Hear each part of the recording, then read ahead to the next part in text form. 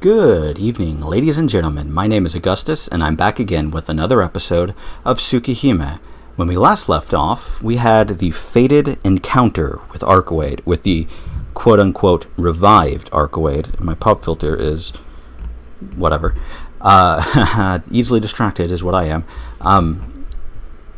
I would like to say that we're really starting to hit the point in a few scenes from now.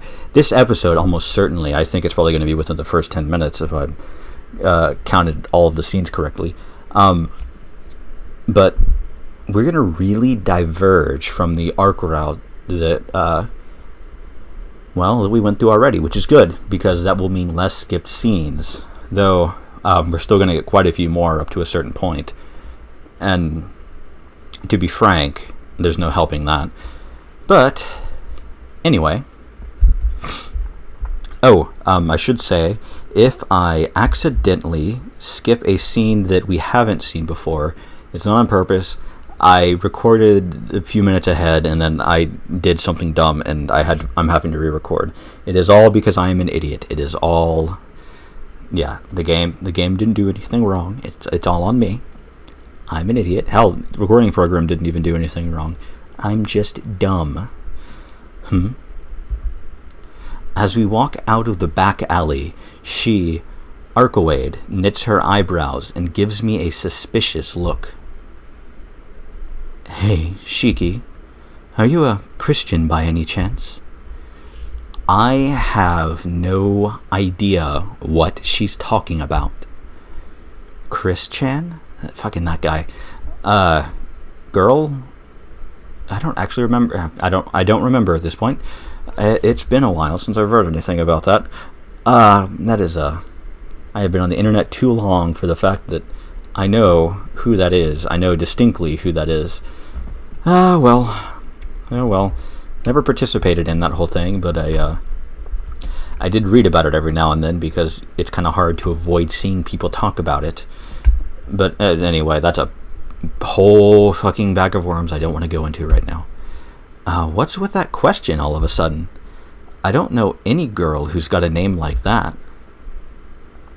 I see. Then I must have misunderstood. After seeming to have made a decision, she turns towards the office district. Okay, let's go. We've got to find a safe place for now. Archwade begins walking. Okay. There's no way I can back out now. Sighing, I follow after her. Yeah, I know we've seen this one because I made in my original recording, that is lost to the ether, that I probably should have ended here instead of ending where I did last episode, but it's fine. Skippy? Let's see. This one,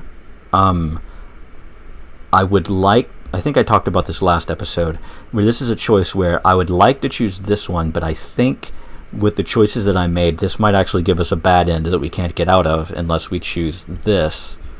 I'm pretty sure. And we do that. And then, no, I have a bad feeling about it. This is for our glasses. Will we give her our glasses?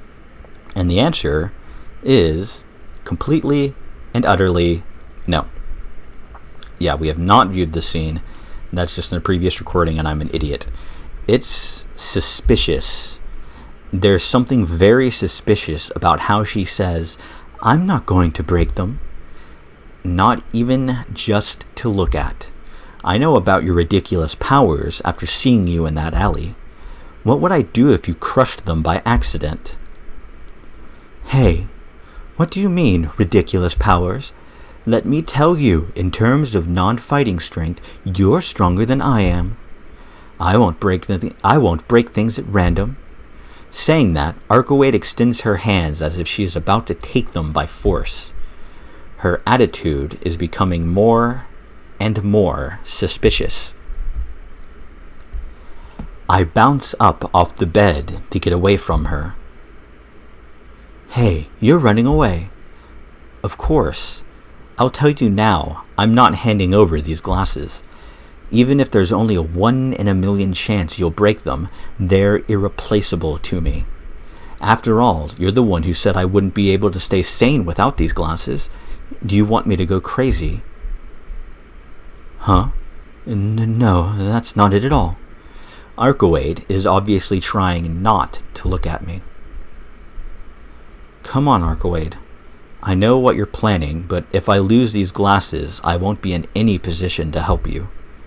If I were to see those lines 24 hours a day, I think I'd die from a headache before I go mad. You've already viewed this scene. Would you like to skip? Yes, I would. And to just double check, staying in the room leads to death. Leads to a bad end that we've already seen. Which, I like bad ends. I want to see more of them, but we've already seen that one. So, we should go check out what's happening outside. And it's starting the same, I believe, but is going to very quickly change into something else. If I did everything right. If I didn't, then we're going to have a bad... No, we should be fine. We should be fine. Alright. I've decided what to do from the very beginning. Taking the knife out of my pocket, I walk up to the door. Shiki, I'm going to go check things out.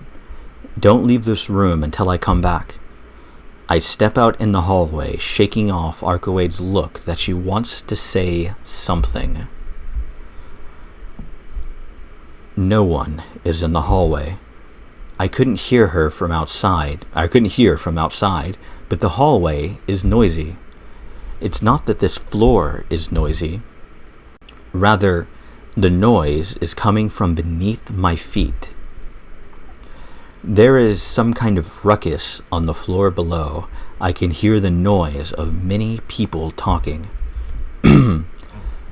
That's odd. It's just past 4 in the morning. Even under the assumption some people have woken up early, it's not normal for many people to be up at this hour. Doesn't look strange so far. I walk down the hallway. The noise from downstairs is like the sound of ocean waves. Noisy and yet so very solitary and inactive. My fingers gripping the knife feel numb. A chill runs over the back of my neck. There's something near my temple. Pain emerges from the back of my eyes. Enduring it, I walk down the hallway. It hurts. My eyes hurt. My head grows heavy and I feel a drifting sensation like I'm about to collapse right here. Yeah, I know what this is. This is the feeling I get right before I collapse from anemia. It hurts. It hurts. Unable to withstand it any longer, I remove my glasses. There are 2 elevators. One is stopped on the 1st floor, the other on the 5th. There is an unpleasant feeling in the air, a suffocating, tense sensation. I push the button to call the elevator. I just want to know what's going on downstairs for now. The elevator rises. 6th floor, 7th floor, 8th floor, 9th floor. Damn it, what's up with it? The elevator is awfully slow. Something, a shapeless, shadow-like premonition of something fatally irrevocable clings to me. 10th floor. Just one more floor until the elevator reaches this one. Hurry up. My breathing catches. I realize all the noise I heard from below is now long gone. With the ridiculous electronic ding, the elevator arrives. The door opens. There is no one inside. The interior of the narrow steel box is surprisingly clean and tidy. I enter and I press the button for the 10th floor. With a heavy noise, the elevator descends. Just one floor down, but it feels awfully far. The current floor displays shifts to follow the 10th floor. The current floor finally, suddenly, the world is engulfed in darkness. My thing just crashed. Lovely. Oh, nope, it's done. Okay, it's fixed. I think. Darkness. Total darkness. Pitch black. Utterly without light. And that, all I can see is the faint glimmer of the lines of death. Why? My breathing freezes in my throat. From all around, some kind of rustling sound, like the sound of insects crawling around, can be heard. Rustle, rustle, rustle, rustle, rustle, rustle, rustle. Am I getting sponsored by the chips now? I am about to cry out, but I hold back my scream. First, I've got to examine the situation. Just like Sensei taught me long ago. And then think carefully. Taking a huge breath, I manage to calm my thoughts. I see a blackout. But a hotel like this should have a backup generator for occasions like this. Something must be wrong with the cable if even that's not working. Rustle, rustle, rustle. Gripping the knife, I tense up. The sound of crawling insects is coming from around the elevator. It feels like there are hundreds of giant cockroaches clinging to the outside of the elevator. There's no point in staying here. The display stopped when the 10th floor was lit. That means if I open the door, I should be at the 10th floor. Guess I'll cut it. I whisper to myself. Thrusting the knife into the only line I can see, I cut apart the door of the elevator. The instant the door opens, I am enveloped by a suffocating stench. The 10th floor is filled with it. It's so thick, just breathing it is enough to clog my airways. But even so, if I were to take a step outside, I would be on the 10th floor's hallway. In the distance, there is the faint glow of the lamp marking the fire escape. Apart from that, the world is painted over in darkness. I take a step outside. Is anyone... I'm about to say there, but I stop. I don't quite know why, but I feel as though it would be a bad idea to raise my voice. I take another step. Slowly, I enter the hallway. The corridor reeks of the terrible smell. A raw smell. The smell of beasts. That and a grinding sound come from somewhere.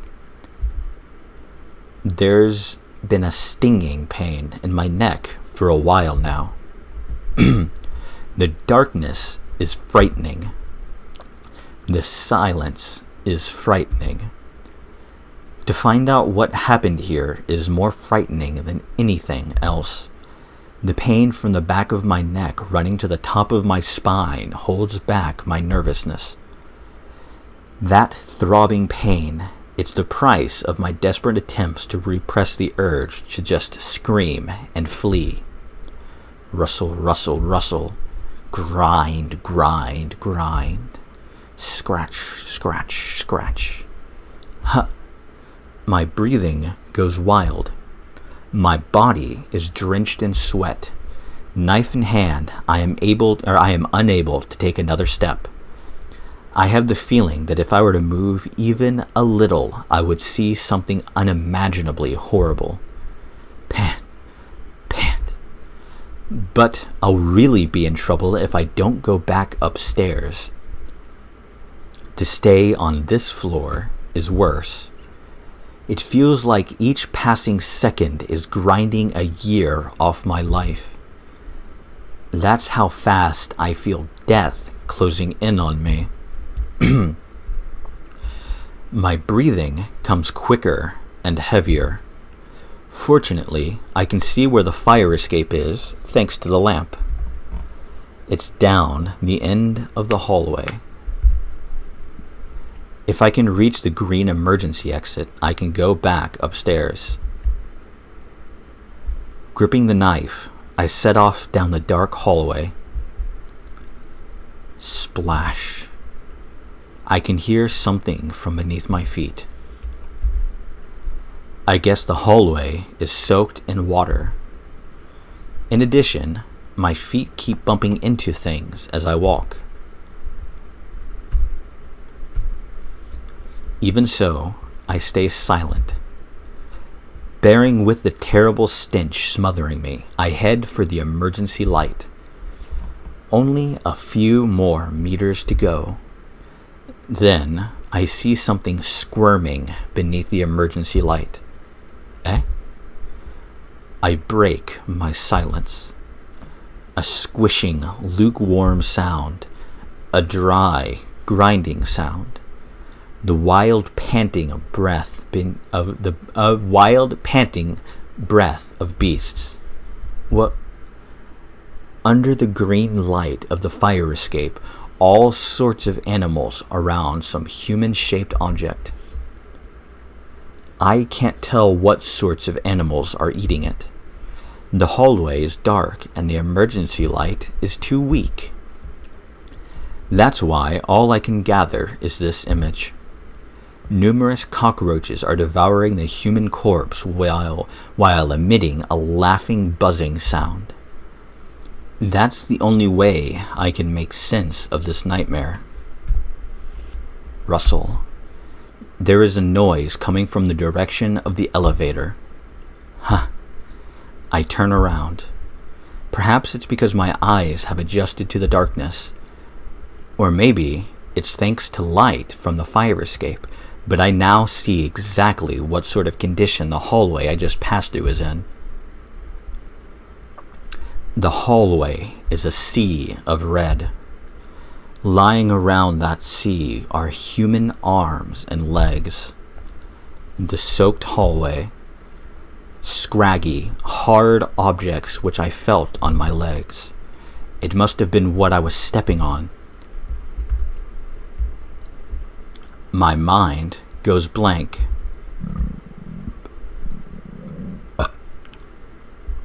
The hallway is red only on the floor. Clinging to the ceilings and walls are all sorts of black things. It's not because there are no lights that they look black. They are black to begin with. They don't seem to have any solid shape sticking to the ceiling and walls like some sort of liquid. But I know they are animals from the eyes. The glinting eyes of the many beast-like forms are trained on me, the only surviving human. Here, I manage to suppress my scream. The beasts are staring at me intently. They hold their breath, waiting to assault me the moment I scream out. I manage to regulate my ragged breathing.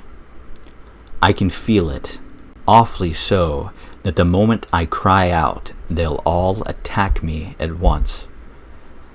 None of the creatures on the wall possess the same eyes. It's almost ridiculous to see even shark-like eyes clinging to the wall. I order my feet to move, but they won't budge an inch. I can't move. My feet will not move after having seen a world like this. Grind, grind, grind. The noise from beneath the emergency lights grows smaller. Those beasts are probably finishing off the corpse. My breath catches. The rustling draws closer. It seems the creatures found their next prey called Tono Shiki. But my legs would not move. The world is too different. My mind doesn't operate properly. I've made a mistake. I shouldn't have come to this floor. Then, I can hear a terribly familiar sound. The very normal sound of human footsteps. A completely normal, common sense sound from the world I lived in until a moment ago.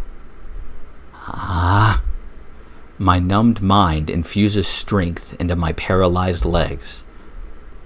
I run. Kicking up soaked blood in the hallway, I dash towards the emergency light. Run. I have to get away from this place as fast as possible. But that was a mistake. Reacting to my dash, the black things clinging to the wall and ceiling crash after me like a wave. I dash towards the stairs with everything I have. But the black wave is so many times faster than I am, and in an instant, my body is not consumed. Squeak, squeak. With a cry, the black wave halts before my eyes. I don't get it, but this is probably my last chance. I run. I run towards the stairs. Instead of running towards me, the beasts beneath the emergency light are heading towards the elevator I was just in, towards the sound of footsteps. Ahead of the animals, I can hear what sounds like a kitchen knife slicing vegetables. Something, a human silhouette, is slashing the black animals. But I don't have time to discern its identity. Using my hands and feet, I rush up the fire stairs like a dog.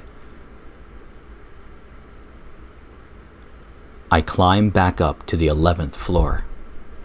The surroundings are still pitch black, but here there is no trace of that stench. The raw stench of beast, blood, and entrails. I manage to get up, and tracing along the wall, I walk back towards Arcoade's room. The lights come back on. This floor is still as it was before. The only thing that's different is me, splattered here and there in human blood. My pants are completely red, as if they had been crimson to begin with. Red flecks are all over me. My arms and chest, even my face. So that's how it was. I should have realized it when I was in front of the elevator, the moment the noises from downstairs ceased. At that point, there was no longer anyone else still alive. What was that? What was that just now? A sea of blood? If the floor below this one was like that, what were the other floors like? What was that scene of carnage? What was that scene of hell? This and that and this and that. All of it has been the work of the enemy Arcoade was talking about. My teeth grind together. They clench together so tight it feels like they're going to shatter. My body is still trembling. My consciousness is still numb. But more than all of that, I can't accept that spectacle. What was that just then?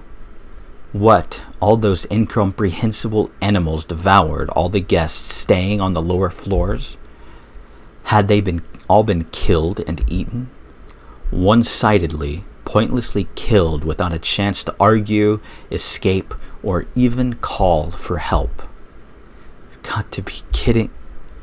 You've got to be kidding me. I clenched the knife tightly. And then, with a cheerful electronic ding, the elevator, which stopped on the 10th floor, reaches this one. I turn back to face the elevator, now about 10 meters down the hall. The door opens. Within are 2 black dogs. I see. You guys came after me. Huh. I grip the knife with both hands. The black dogs burst out from the elevator. They break into a run. Of course, towards me, the last prey. Ha! The black dogs are coming for me. On their bodies, I see an infinite number of lines, and on their foreheads, the point of death. Without hesitating, first, I stab the dog that leaps at me in the forehead. The black dog falls to the floor without even giving a scream. It melts into a black liquid. After that, the other black dog bounds towards me. It leaps. His speed belies all human comparison. It doesn't even take 2 seconds to cover the 10 meters down the hallway. I line up the knife again, but not quickly enough. The black dog opens his mouth. That mouth filled with fangs so many times sharper than the knife I have, and they are aimed straight at my throat. Accurate and fast. The instant I realize they are drawing upon me, the fangs bite down into my throat with a crunch. I die. But that's not right. I can't be killed by something like this, and I refuse to die. This tragedy would not cause me to hesitate. A hot summer's day. It happened long ago, 8 years ago. It seems something even more terrible. Thrust. I thrust my knife into the forehead of the black dog, biting into my neck.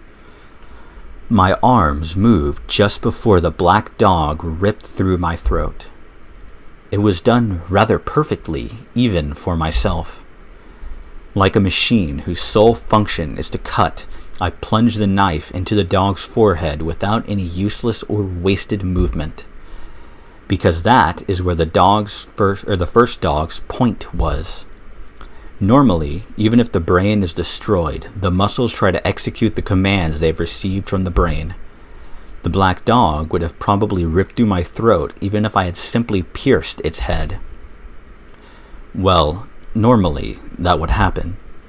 But the black dog is dead.